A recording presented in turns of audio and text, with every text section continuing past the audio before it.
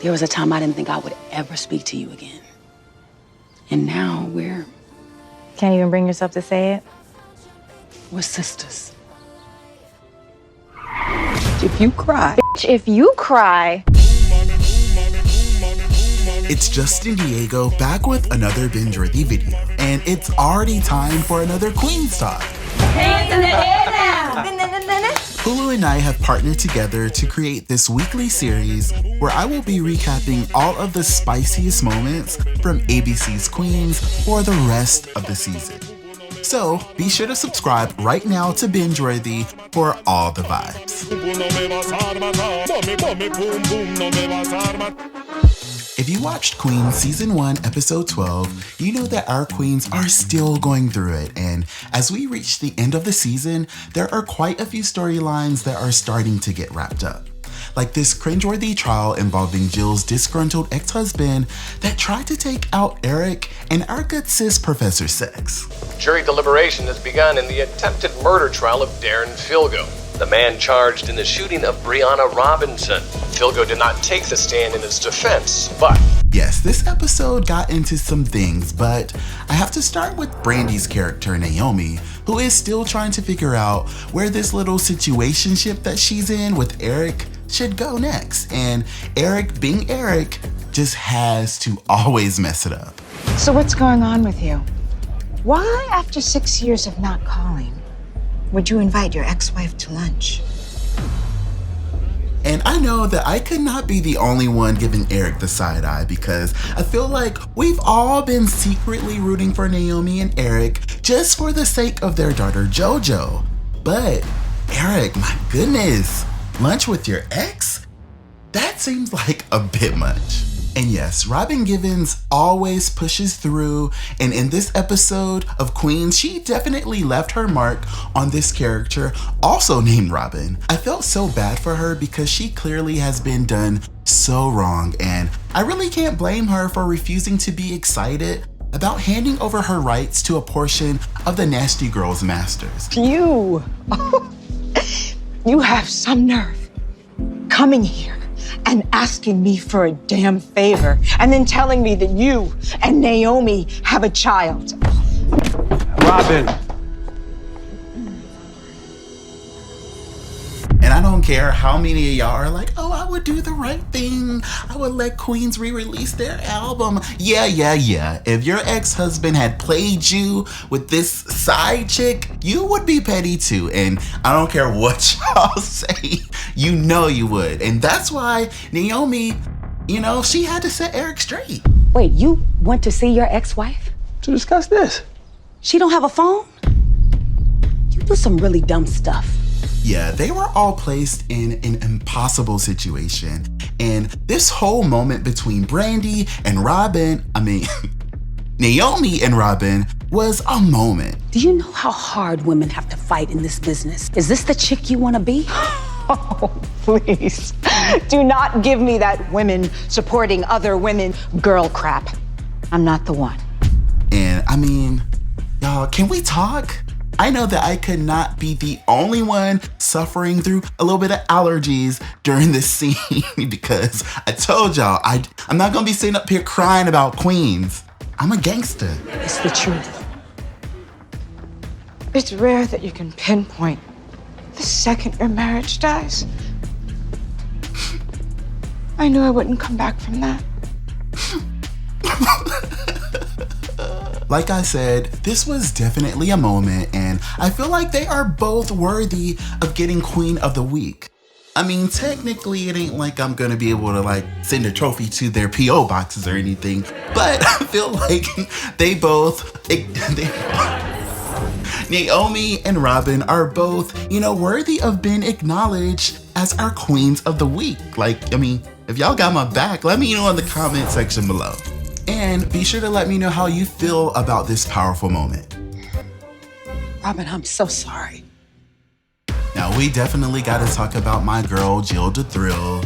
Y'all know that I have a soft spot for her, and our girl Jill just never seems to catch a break. And in episode 12, it's obvious that Jill is still struggling to find her way after everything that went down with her ex-girlfriend Tina and her psycho ex-husband who tried to take her out.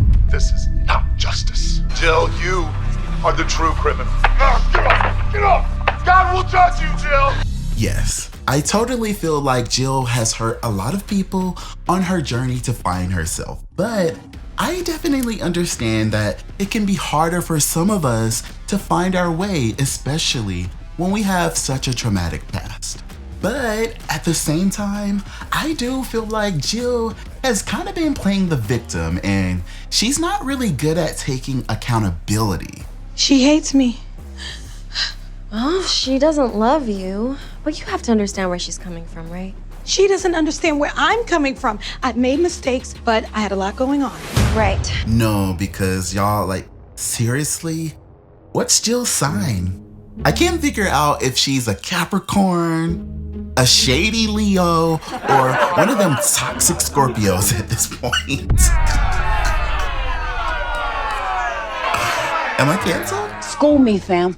But no, seriously, y'all. Me being a empathetic Aquarius, I understand, and I'm actually happy that Lil Muffin has been there for Jill and ultimately convinced her to get back in the studio and drop some beats and just like let all of this negativity and all of this regret and all this resentment out. Looking at my phone, hoping that your name rings, cause I know a side piece could never be the same thing. But I don't really want to spoil everything for y'all. So definitely check out the full episode right now on Hulu so that you can see for yourself how everything went down. Now, before I go, I definitely gotta give y'all another update on Professor Sex, aka Brianna, in one of my favorite segments called Brianna, what is you doing, girl?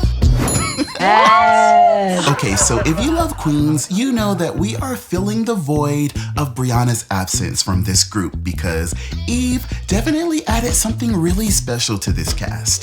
So I'm always happy when they keep the hope alive and allow us to feel like one day we can, be excited about Brianna returning. And in episode 12, when Eric was suggesting the girls re-release their iconic album, we had a moment when they acknowledged our girl Bri in a way that she deserves.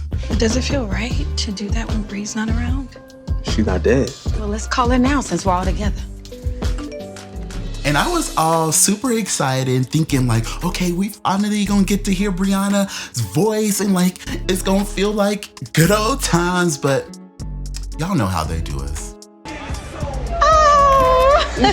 Brianna should be here, y'all. She's not coming back. They just keep us on edge, waiting and waiting for a moment that they know we're hoping for, where we finally get to feel like, oh, Brianna back. Well, the last time I FaceTimed her, she had that effortless beach glow. It's the sand. It's a natural exfoliant. If she comes back, bitch, better bring me back some samples. And Jill the Thrill, you know you ain't right, talking about, oh, the other day when I talked to her on FaceTime, girl, why you didn't add us to the group FaceTime? Like, we want to talk to her too. There were so many amazing moments in this episode. I could go on and on, but I can't believe that we almost made it through the entire first season. And from the looks of things, in next week's season finale, they are going to be setting us up for an amazing second season with even more drama and so much more music. Comment right now and tell me what you guys think about episode 12 of Queens, and be sure to tell me what you're hoping to see get addressed and acknowledged next week in the season finale. New episodes of Queens premiere Tuesday nights on ABC and are available to stream next day on Hulu. Hands in the air now. Hands in the air now. I have had so much fun watching every week for the entire season, and y'all already know I'll be back next week to give my final thoughts on the season finale right here on Queens Talk. And I would love for my binge watchers to continue to join me for this amazing ride. Thanks so much for watching this video. I will see y'all queens on the next one.